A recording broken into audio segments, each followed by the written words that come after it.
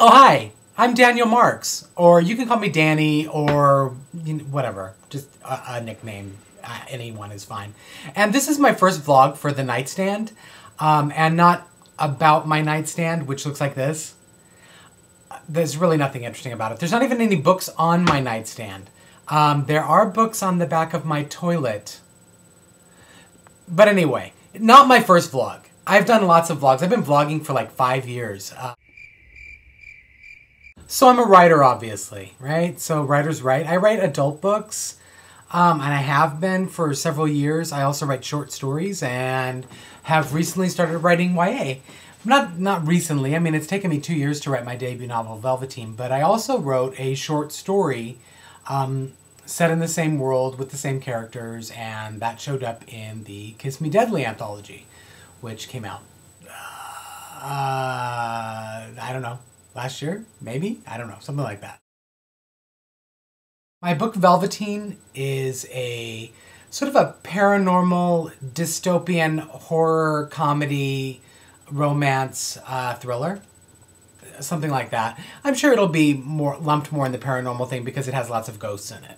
But ghosts in the sense that they live in purgatory. So it's not really set in our contemporary world, but it is set in a world that is familiar in that it's a city that kind of parallels our world, but it wraps around the entire globe, and it's full of dead people. And that's, that's kind of what you need to know. That's what people like about paranormal, I think, is that there's sort of a weird thing going on about it. I don't think I really had a choice as to whether I'd write paranormal or not. I think you're flavored. Your whole life is kind of flavored from childhood onward by your experiences and education and sort of real life education and things like that, and sort of your interests develop out of that. My mother was a really big fan of film and horror movies and things like that, and she got me into that at a pretty young age and was taking me to movies that probably would have, been scorned by the soccer moms of today. And what a horrible mother to take me to see The Omen when I was such a small child. But, that kind of stuff just became the norm for me. So instead of having this sort of fear response from horror, it was something that I really embraced and kind of picked apart and dissected and really enjoyed that.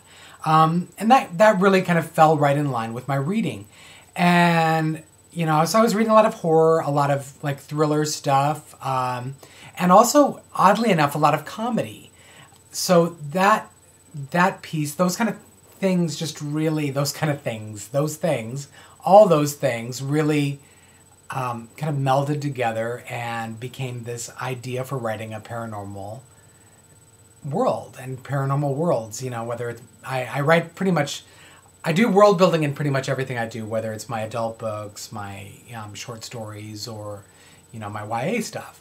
So it just became ingrained, really. So it wasn't a choice.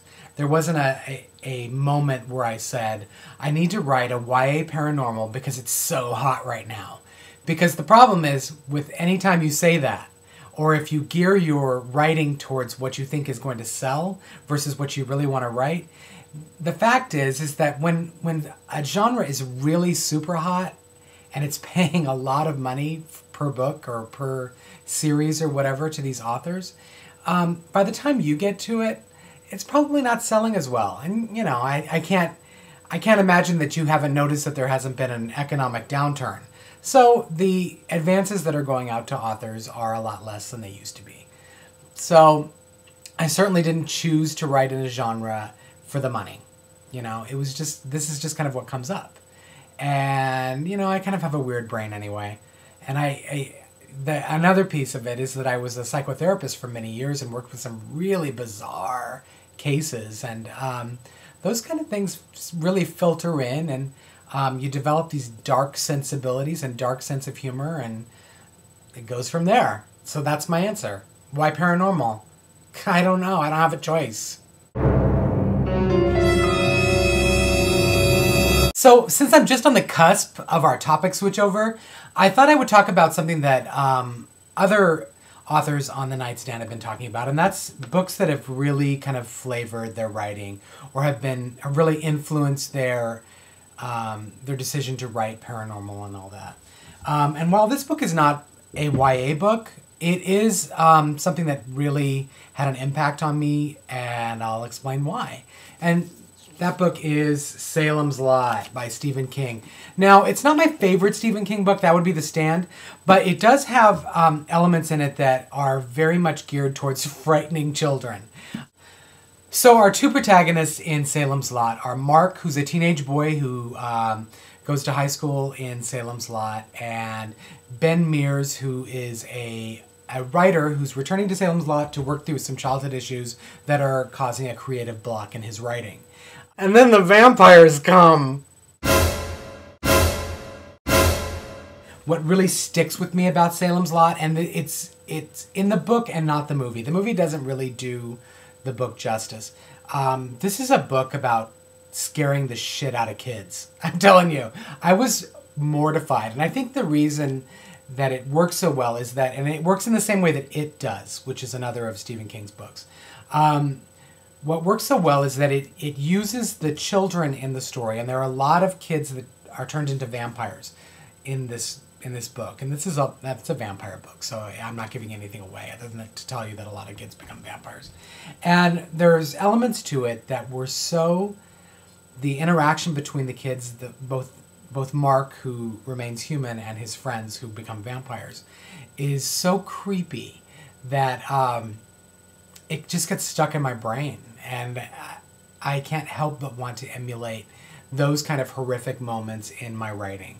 So definitely Salem's Lot is a big, huge book for me. And I can't think of any other ones right now. But seriously, that's probably my #1 book that flavored the idea about writing YA.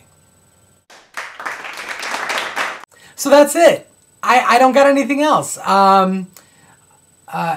We should probably get to know each other, though, so you should introduce yourself in the comments. Or you could just send me care packages full of coffee or any other presents. I like presents. I don't know. Do whatever. Tell me what you want to see in future vlog posts or blog posts, or if you just don't want to see my face anymore. You can tell me all that. Or not. I don't want to hear that last one. I really don't. I don't. But that's it. You could follow me on Twitter at DannyMarksYA. You could follow the Nightstand on Twitter, for that matter.